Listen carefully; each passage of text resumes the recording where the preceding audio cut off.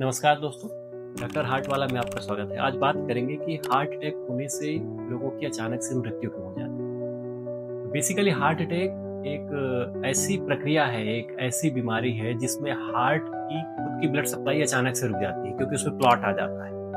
Clot क्यों आता है कि क्योंकि लंबे समय से जो ब्लॉक बनते रहते हैं वो अचानक से फटते हैं और आगे की ब्लड सप्लाई रोक देते हैं। जब ये आगे की ब्लड सप्लाई रुक जाती है तो हार्ट की मांसपेशियां मरने लगती हैं, उनकी डेथ होने लगती है और ये कॉम्प्लिकेशन पैदा करती है। सभी हार्ट अटैक कॉम्प्लिकेट नहीं होते, लेकिन जो हार्ट अटैक कॉम्प्लिकेट होते हैं उनमें से मेजॉरिटी की डेथ हो जाती है।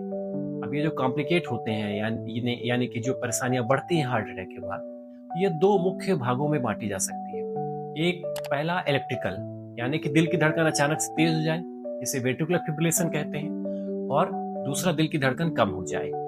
दोनों प्रक्रिया जो है, दोनों जो कॉम्प्लिकेशन है हार्ट अटैक के, ये दोनों हॉस्पिटल में मैनेजेबल हैं। यानी कि आप दिल की धड़कन तेज हुई तो हम उसको शॉक से काफ़ी हद तक कंट्रोल कर सकते हैं, और अगर दिल की धड़कन कम होती है तो टेम्परेरी पेसमेकर लगा के या फिर दवाइयों से हम उसको मैनेज कर सकते हैं। दूसरे कॉम्प्लिकेशन जो होते हैं वो कॉम्प्लिकेशन मैकेनिकल होते हैं। इसमें मान लीजिए कि हार्ट अटैक ऐसी जगह पे हुआ है जो खूब बड़े एरिया को सप्लाई कर रहा है, यानी कि ब्लड सप्लाई ऐसी जगह से रुकी है जो खूब बड़े एरिया को सप्लाई कर रही है। तो इसमें क्या होगा कि आपका बहुत बड़ा हार्ट का एरिया डैमेज हो गया है, तो हार्ट बीपी जनरेट नहीं कर पाता और पेशेंट लो बीपी में चला जाता है, जिसको कार्डियोजेनिक शॉक कहते हैं, और इस तरह के केसेस में 80% तक मॉर्टेलिटी रिस्क रहता है। दूसरे मैकेनिकल कॉम्प्लिकेशन होते हैं जिसमें हार्ट की मांसपेशियां हार्ट अटैक के बाद फट जाती हैं, जैसे कि फ्री वाल रप्चर हो गया या फिर वेंट्रिकुलर सेप्टम रप्चर हो गया। इन केसेस में भी अगर समय पे सर्जरी नहीं की जाए या सर्जरी करने के बाद भी हाई मॉर्टेलिटी रहती है और पेशेंट बच नहीं पाते। एक और कॉम्प्लिकेशन होता है कि हार्ट अटैक होने के बाद बाल में लीकेज होता है।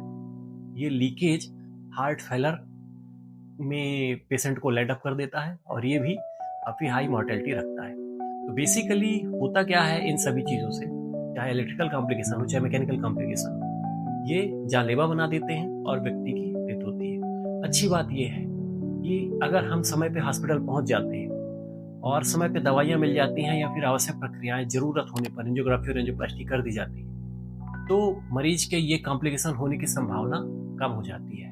कभी पूरी तरह हटती तो नहीं, लेकिन काफ़ी कम हो जाती है।